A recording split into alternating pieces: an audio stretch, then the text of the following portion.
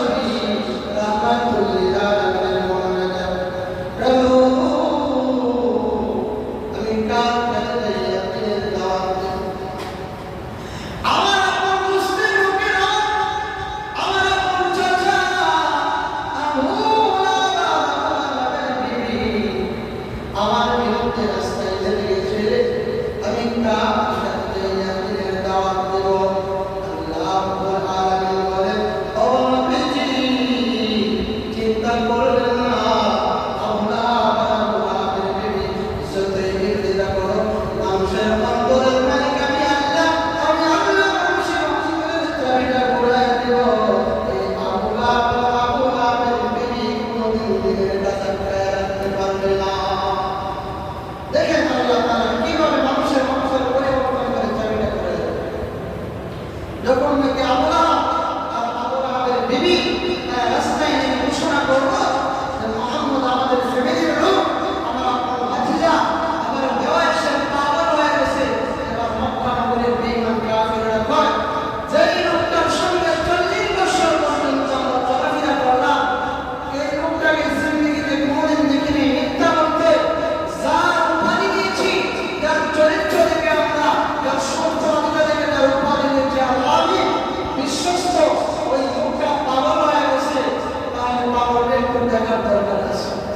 বলে। যদি মনে করেন আমাদের বানিয়াশান থানা একজন বিশিষ্ট লোক, একজন বুজুর্গ কিংবা একজন বিশ্বস্ত লোক, অন্যান্য লোক যারা সবাই সম্মান করে, হঠাৎ করে আমাদের কথা প্রোগ্রামে খবর আসতে একটা পাগল হয়ে গেছে, তাই তো আপনাদের মনে একটু ঝামেলা লাগতে পারে। পাগল হয়ে গেল দেখলাম ভালো, এত ভালো মানুষ, এত সম্মানী মানুষ, আসলে একটু দেখে আসে। মক্কার বেঈমান কাফিররা বলে যে মদিনা, এই মক্কার আব্দুল্লাহ ছেলে মুহাম্মদ পাগল হয়ে গেল, এই পাগলটাকে একটু দেখার দরকার আছে। তো যারা পাগল দেখার জন্য তাদের কাছে পাগল চেনার আলামত হলো দুইটা। কয়টা? দুইটা আলামত। একটা আলামত হলো পাগল লাগা ওই ব্যক্তি তার চেহারা সুরত মিল থাকতে হবে। কি থাকবে না? তার চেহারা সুরত মিল থাকতে না। দেখবেন বর্তমান শহর শহরে গ্রাম অঞ্চলে বিভিন্ন সেক্টরে এক ধরনের মারিফতের পীর দাবিদার অন্য পাগল সমাজ আছে না নাই? তাদের মুখগুলো দেখবেন যে কি মেলাকাতের সুগ্রাম মতো হয়ে যাবে, এই ডক্টর আসছে। আবার কি করে জানেন? মদ খাওয়ার সময় মুসলিম করে আনিয়ে দেয়। যদি জিজ্ঞেস করা হয় কেউ, আপনি এই মোষ কামিদের মধ্যে আনেন না, ও মোষ ভিজাইয়া মদ খাওয়াইছিল না। মুখ ভিজাইয়া মদ দেওয়া কি? সে মাত্র করতে রাজি না, ওই দিকে কি করতেছে? হারাম করতেছে। মাসে একদিন গোসল দেয় না, দেখবেন শরীরের মধ্যে ফাটা বন্ধ। ওদেরকে যদি জিজ্ঞেস করা হয় তোমাদের বাবা গোসল দেয় না কেন, তোমাদের বাবার গোসল লাগে, বাবার শরীরে ফাটা বন্ধ। আচ্ছা আপনারা বলেন এগুলো কি ফিসাব না ফাউল সাপ? কি বলেন? ফিসাব না ফাউল সাপ? ফাউল সাপ কি গায়ে লেগে আছে? তার গায়ে কি লেগে আছে ফাউল সাপ? সর্দি বোঝা যাচ্ছে যে পাগল। মক্কার বেঈমান কাফিররা বলে পাগল হবে ওই ব্যক্তি যার চেহারা সুরত মিল থাকবে না। দুই নম্বরে পাগল হবে ওই ব্যক্তি যার কথার আঘাত করার কোনো মিল পাওয়া যাবে না। রওনা হয়ে গেল খানে কাবার দিকে, পাগল দেখতে যাবে। যখন নাকি খানে কাবার দিকে রওনা হয়ে গেল, ওই খানে কাবার অনেক দূর থেকে দেখা যায়, কি যেন একটা আলো দেখা যায়, যে আলোর কারণে খানে কাবার দেওয়ার আলো খুলে গেল। তাদের মধ্য থেকে একজন জিজ্ঞেস করে, ভাই ওই যে খানে কাবার মধ্যে একটা আলো দেখা যায়, এটা কি চন্দ্রের আলো নাকি সূর্যের আলো? আরেকজন বলে, চন্দ্রের আলো নয়, এটা সূর্যের আলো নয়, এটাই আমার আব্দুল্লাহ ছেলে মুহাম্মদুর রাসূলুল্লাহ চেহারা সৌন্দর্যের আলো। মক্কার বেঈমান কাফিররা এত সুন্দর চেহারার আলো কি পাগল হতে পারে? আল্লাহ নবী কেমন সুন্দর ছিলেন। আমরা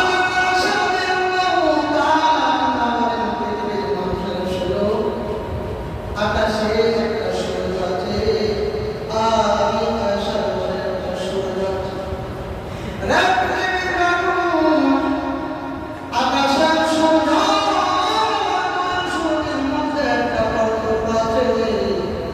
আকাশের সূর্য আপনি দিনের বেলায় ফজরের পরে, আর আমি আকাশের পরে যে সূর্য আছে, এই সূর্য উদিত হয় সারা নামাজের পরে। আকাশের সূর্য উদিত হয় ফজরের পরে, আর আমি আয়েশার কাছে যে সূর্য আছে, এই সূর্য উদিত হয় আয়েশার কাছে। শুধু আম্মা জান সরকে আল্লাহ তাআলা বলে, হ্যাঁ পৃথিবীর মানুষরা শুনো, আমার স্বামী মুহাম্মদুর রাসূলুল্লাহ সাল্লাল্লাহু আলাইহি ওয়াসাল্লাম কত সুন্দর জানি। আমার স্বামী অন্ধকার মধ্যে কন্যাকে আয়েশা রাদিয়াল্লাহু তাআলা আনহার ঘরের ভিতরে ঢুকতে, ওই সময় যদি লাইট কিছু না থাকতো, আমার স্বামী মুহাম্মদুর রাসূলুল্লাহ যার সুন্দর আলোতে আলো দিয়া আমি আয়েশা রাদিয়াল্লাহু তাআলা আনহা শরীরের ছিদ্র দিয়া সেটা ঢুকাইতে পারি। দুনিয়ার জগতে যত সুন্দর সুন্দরী আছে, বাংলাদেশের সব নায়িকা, সারা বিশ্বের সমস্ত মানুষ সুন্দর দেখে যদি একটা ঘরের ভিতরে ঢুকে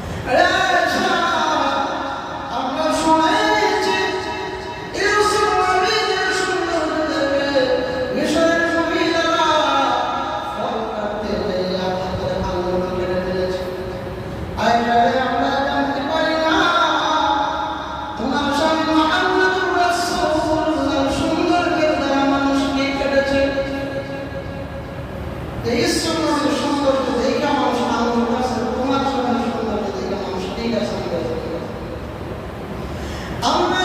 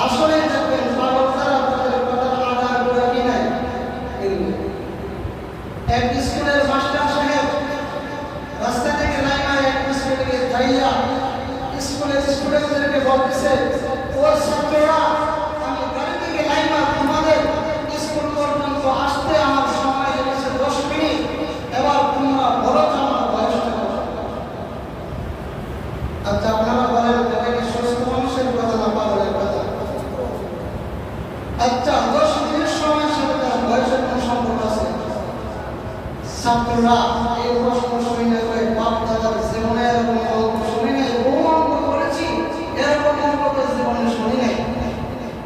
তো দেখবেন প্রত্যেকটা ক্লাসের মধ্যে কি থেকে একটা সালাক ছাত্র থাকে। তো একটা মেয়ে করে কি এক কলম মুখের ভিতরে দেয়া কলম কামড়ায় আর মুসলিম মুসলিম হাসি সারের দিকে তাকায়। ছাত্ররা ব্যর্থ অঙ্ক দিয়েছে তুমি আমাদের একটা হাসো এইটা না গো স্যার টেনশন করবেন না আপনার বয়স আমি বের করে দিচ্ছি ও কিভাবে বের করেছো ও স্যার যুগ বিয়োগ পূরণ ভাগ লসাগু গসাগু যা আছে সব কিছু কইরা আপনার বয়সটা আমি পাইছি যে আপনার বয়স বরাবর 60 বছর আর আসলে স্যার 60 বছর কারণ বলে বর্ণনা করেছে ছাত্র যায় বাবা তুমি তো বড় জেন ছাত্র বড় ঘনিষ্ঠ ছাত্র বড় মেধাবী বাবা তুমি আমার বয়সটা 1.5 বছর তো স্যার শুনো আমার বাড়িতে আমার একটা ভাই আছে আদা এই আদা বাবার বয়স হচ্ছে 30 আর আপনি শুনছো বাবা এজন্য আপনার বয়স 60 আদা বাবার বয়স কত 30 এর পুরা বাবার বয়স কত 60 তো সাল শেষ শুনে আমি পাইছি আপনার বয়স 60 তাহলে বাবার বাবার আগার পুরা কি নাই মিল নাই মক্কার বেঈমান কাফিররা কয় আসো দেইরা দেখি আব্দুল্লাহ ছেলে মুহাম্মদের কথা আদা বাবার কাছে রওনা হয়ে মুহাম্মদ রাসূলুল্লাহর কাছে যখন নাকি তারা গেল নবীর সুন্দর চেহারা দিকে তাকাইয়া তাদের দিকে তাকাইয়া কোরআন থেকে এমন কিছু কথা বললেন এমন কিছু আয়াত তেলাওয়াত করলেন সেই আয়াতগুলোর মধ্যে রয়েছে হিকমত সেই আয়াতগুলোর মধ্যে রয়েছে কেরামত সেইগুলো আল্লাহ তাআলার পছন্দ করেন সুবহানাল্লাহ নবী তাদের চেহারা দিকে তাকায় শুনে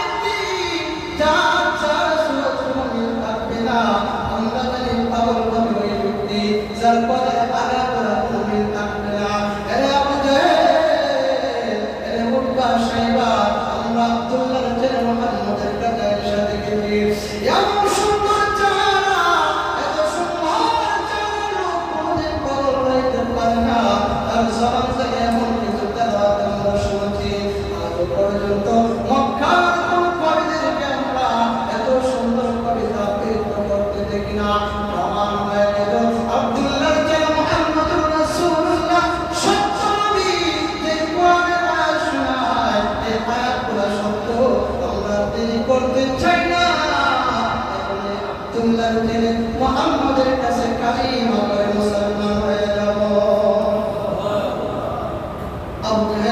আবু লাহাব তার সাইবা তার নবীর বিরোধিতা করেছিল মানুষকে নবীর কাছ থেকে দূরে সরায় রাখতে আপনারা বলেন মানুষকে দূরে রইল না কাছে যাই আর দেখল কাছে যাই আর কাটা ছিল নবী করিম সাল্লাল্লাহু আলাইহি ওয়াসাল্লামের কি মুজিজা যে নবীর সুন্দর তেলাওয়াতের আকর্ষণ দুইটা আকর্ষণের মধ্যে একটা আকর্ষণ কি হলো নবী করিম সাল্লাল্লাহু আলাইহি ওয়াসাল্লামের জবানের সুন্দর তেলাওয়াতের এটা তো ছিল নবীর যুগের তেলাওয়াত আমরা মুখের তেলাওয়াত নবীজি নিজের মুখের তেলাওয়াত এই কোরআন তেলাওয়াতের মানুষ মতপুর জোয়াপুর মানুষকে কোরআনের তেলাওয়াতের দ্বারা তাই কি? কিন্তু গানে কি করে? গানে কি করে? মানুষের মন পরিবর্তন হয়, আরো কি বেড়ায়? আজ পর্যন্ত কেউ প্রমাণ করতে পারবেন না যে গান শুনে তো আল্লাহ রাজি হয়েছে। কিন্তু হাজার হাজার বর্ণনার প্রমাণ আছে যে কোরআনের তেলাওয়াত শুনে মাত্র গাজাগুলো রাস্তার সবচেয়ে বড় কথাই রূপে আল্লাহ রাজি হয়েছে। এটা তো ছিল আমাদের যুগের 1400 বছর আগের ঘটনা। আসুন 26 থেকে 30 বছর আগের একটা ঘটনা আমরা শুনি। সম্ভবত এর সাথে আমলে তাম বিশ্বতে একটা প্রতিযোগিতা হয়েছিল আমেরিকাতে। যে কি প্রতিযোগিতা? যে প্রত্যেকটা ধর্মের একটা গ্রন্থ আছে, প্রত্যেকটা ধর্মের কি আছে? একটা গ্রন্থ আছে। তো তারা প্রতিযোগিতা দিল যে যে ধর্মের গ্রন্থকে যে বিশ্বে ফুটায় তুলতে পারবে তাকে সারা বিশ্বে পুরস্কারে পুরস্কৃত করা হবে। প্রত্যেক ধর্ম থেকে এক একজন পণ্ডিতকে নেওয়া হলো। মুসলমানদের পক্ষ থেকে নেওয়া হয়েছিল মিশরের কারি আব্দুল বাসিত রহমাতুল্লাহ আলাইহি। নাম শুনছেন আপনারা? আমরা তো ওই বুজুর্গ সাহাবীদের নাম কি স্মরণ রাখেন বা জানেন? বর্তমান যুগের প্রজন্মের কাউকে যদি জিজ্ঞেস করেন, আপনার ছেলে বাতিজা ভাই বোনেদেরকে যদি জিজ্ঞেস করেন যে বাবা তুমি 5 জন সাহাবীর নাম বলো, দেখবেন বলতে পারবেন। যদি বলেন যে বাংলাদেশের 4-5 জন নায়ক নায়িকার নাম বলেন, দেখবেন 5 জনের কথা বললে 10 জনের কথা বই যাওয়া বলবে যে চাচা শুধু বাংলাদেশের যদি বলছে ইন্ডিয়ার গুলো কি বলবো নাকি? কি বলেন? বাংলাদেশের গুলো তো বলছে, ইন্ডিয়ার গুলো বলবো নাকি? আর যদি বলেন 2 জন সাহাবীর নাম বলেন, কি পারেন? এগুলো আমাদের জন্য। আমরা আমাদের সন্তানদেরকে ইসলামের সুশিক্ষাকে আমরা করে দিচ্ছি। আমরা একটা কথা জানি, সুশিক্ষায় এই শিক্ষায় জাতির মেরুদণ্ড, শিক্ষায় জাতির মেরুদণ্ড। আপনারা যদিও মানেন, আমি এ কথা মানি না। শিক্ষায় যদি জাতির মেরুদণ্ড হইতো তাহলে তাসলিমা নাসরিন কি শিক্ষিত লোক? কি বলে? তাসলিমা নাসরিন কি আপনারা আমাকে কম শিক্ষিত? শিক্ষায় যদি জাতির মেরুদণ্ড হইতো, ওই যে কি আপনার কাদের সিদ্দিকীর ভাই হজকে নিজে প্রবর্তী করেছিল একটু, সেও আপনার আমার চাইতে কম শিক্ষিত। তাহলে শিক্ষাই জাতির মেরুদণ্ড না, সুশিক্ষাই হলো জাতির মেরুদণ্ড। সুশিক্ষা কোন শিক্ষা? যে শিক্ষা আল্লাহ এবং রাসূলকে চিনে, যে শিক্ষা ইসলাম সম্পর্কে আপনাকে কি করবে, জ্ঞানী করবে, সেই শিক্ষাই হলো জাতির মেরুদণ্ড। তাহলে সন্তানদেরকে সুশিক্ষা দেওয়ার দায়িত্ব কার? মা বাবা। তাহলে ওই মুসলমানদের পক্ষ থেকে নেওয়া হলো কারি আব্দুল বাসিত রহমাতুল্লাহ আলাইহি। অনুষ্ঠান শুরু হয়ে যাবে, সবাইকে দায়িত্ব দেওয়া আছে যে প্রত্যেক গ্রন্থের লোকদেরকে 10 মিনিট করে সময় দেওয়া আছে, যে 10 মিনিটের ভিতরে আপনি আপনার গ্রন্থের এই যা কিছু আছে তেলাওয়াতগুলো ফুটিয়ে তুলবেন। 10 মিনিট করে সময় দেওয়া আছে, প্রত্যেকে 10 মিনিট করে তেলাওয়াত করবেন। আর 2 জন লোকের দায়িত্ব দেওয়া আছে, একজন লোকের দায়িত্ব 10 মিনিট সময় যখন শেষ হয়ে যাবে তখন সেইটা সুইলের মধ্যে টিপ দিয়া লাল বাতি জ্বালায় দিবে, আপনার সময় শেষ হয়ে গেছে। এইভাবে শুরু হয়ে গেল প্রতিযোগিতা। সবাই তার গ্রন্থের আলোচনা করতে আরম্ভ করলো। সবাই চায় সে তার গ্রন্থ দিয়ে তামাম বিশ্বের মধ্যে মানুষকে মুগ্ধ করার জন্য। কিন্তু তাদের তেলাওয়াত শুনে মানুষ লড়বে দূরের কথা, মশাও লড়বে। মানুষ লড়বে দূরের কথা, কি লড়ে না? মশাও লড়ে না। এইভাবে যাইতে যাইতে যাইতে শেষ পাঁচটা মুসলমানদের কারি আব্দুল বাসিত রহমাতুল্লাহ আলাইহি, কারি আব্দুল বাসিত রহমাতুল্লাহ আলাইহি স্টেজে উঠলেন। ওইটা কারি সাহেবদের দেখতেন একটা স্বভাব আছে, ওনারা কি নিজের একটু ফেডিং করেন। তো উনি স্টেজে ওইটা নিজেদের ফেডিং করতে যাইয়া সময় নষ্ট করে দিয়েছেন 3 মিনিট। সময় 10 মিনিট নষ্ট করেছেন কয় মিনিট? 3 মিনিট। হাতে আছে কয় মিনিট? 7 মিনিট। এই মঞ্চের মধ্যে প্যান্ডেলের ভিতরে যে সমস্ত মুসলমানরা ছিল তারা একজন আর একজনের দেশে গিয়ে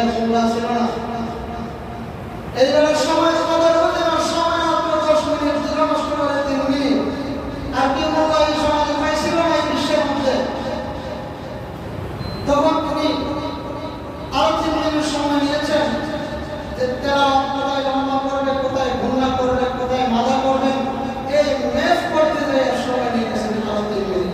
কয় মিনিট? 6 মিনিট। আগে আছে 7 মিনিট। মুসলমানেরা বলা করে যে আজকে ইজ্জত সম্মান নিয়ে এই জায়গা থেকে যাওয়া যাবে না, বেইজ্জতি হয়ে হয় কি এই জায়গা থেকে উঠতে হবে, তাই সম্মানটা আপনি এই জায়গা থেকে উঠে যাবেন। আর কিছু কিছু মুসলমানের কাছে ফেরফিরি করিস না, 4 মিনিট কেন, 2 মিনিট কেন, আধা মিনিট সময় নিয়ে যদি গাড়ি ওয়াসিফ কোরআনের তেলাওয়াত শুরু করে তাহলে আজকে পুরস্কার পাবে। কত মিনিট সময় নিয়ে? আধা মিনিট সময়। এরপরে আপনি পেট্রোল লাগাইছেন, সময় লেগেছেন 1000 মিনিট, হাতে আছে 3 মিনিট। 3 মিনিট সময় নিয়ে আর একটু ওয়াসিফ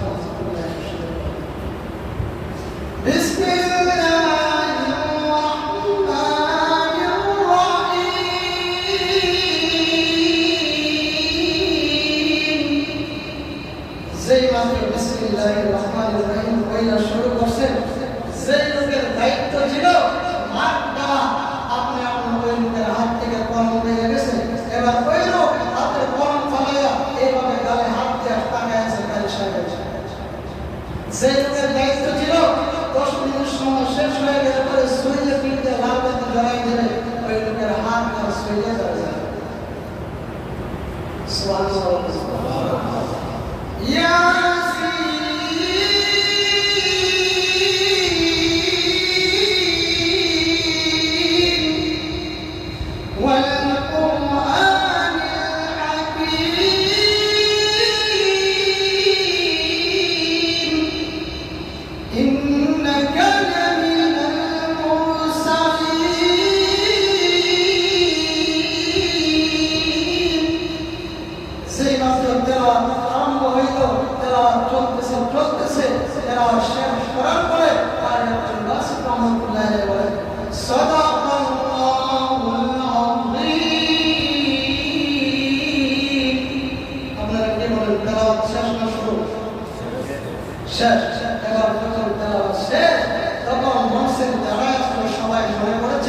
মনে হয় এই মাত্র 10 মিনিট শেষ হয়েছে, পরের দিকে তাকায় দেখে 10 মিনিট নয়, 1 ঘন্টা নয়, 2 ঘন্টা নয়, 4 থেকে 5 ঘন্টা দেওয়া হয়ে গেছে।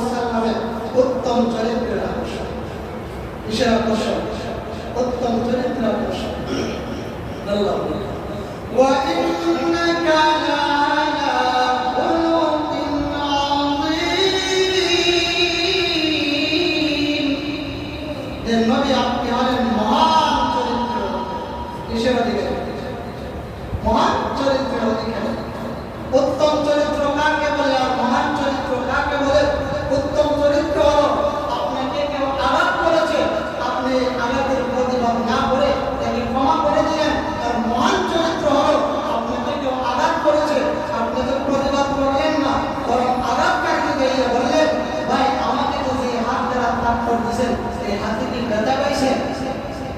এই চরিত্র ছিল আমার আপনার নবী মুহাম্মদ রাসূলুল্লাহ সাল্লাল্লাহু আলাইহি ওয়াসাল্লাম। এই দুই আকর্ষণে মক্কার বেঈমান কাফিরদের কি মক্কার বেঈমান কাফিররা মুসলমান হতে আরম্ভ করলো। সময় শেষ হয়ে গেছে। এই মহান চরিত্র দুইকে নিয়ে আগামী সপ্তাহে ইনশাআল্লাহ সূরা কাউসারের তাফসীর আমাদের চলবে এবং শানে নজুল শেষ হয়ে গেছে। উত্তম চরিত্র বলার পরে কি শানে নজুল শেষ হবে, তারপরে সূরা কাউসারের তরজমা হবে। আল্লাহ তাআলা এই আলোচনার মধ্য থেকে আমরা যেগুলো শুনলাম নবীজির